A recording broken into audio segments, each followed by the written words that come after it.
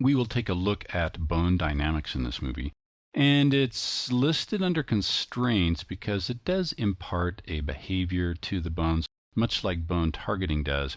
But it kind of has a different function than a constraint in terms of angles or something like that. And as far as all the constraints go, it's truly one of the funnest things to play with.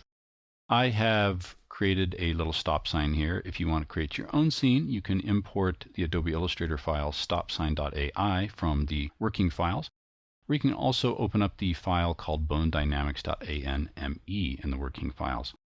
Let's assume for a moment that we have an animation where a car comes flying into the scene. It hits the stop sign, but the stop sign doesn't fall over. We will use Bone Dynamics to add a little bit of animation to that for free. It's really easy. What we need to do first is select the bones that we want to work with. So I'm going to grab my bone selection tool, and I'm only going to grab these top bones I have here. I'm leaving the bottom one alone because I want that to be a solid anchor. With that done, I can come down here and enable Bone Dynamics.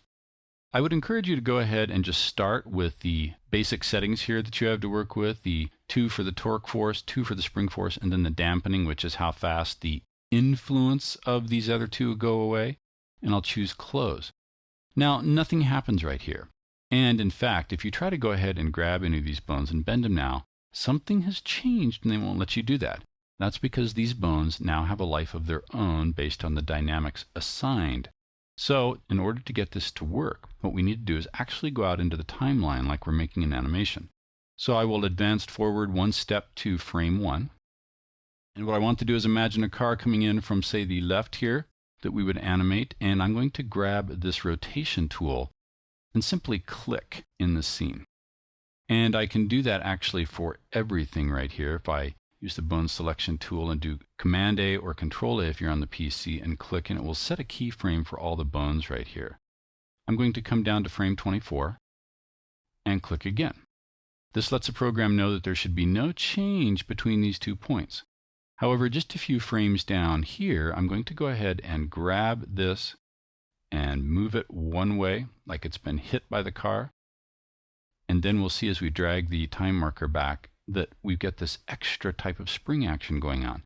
That's all it takes to make that animation. Pretty easy.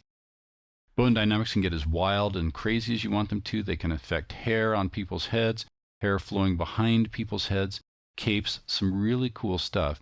Fun to play with and an easy way to get some rather complex animation into your scene.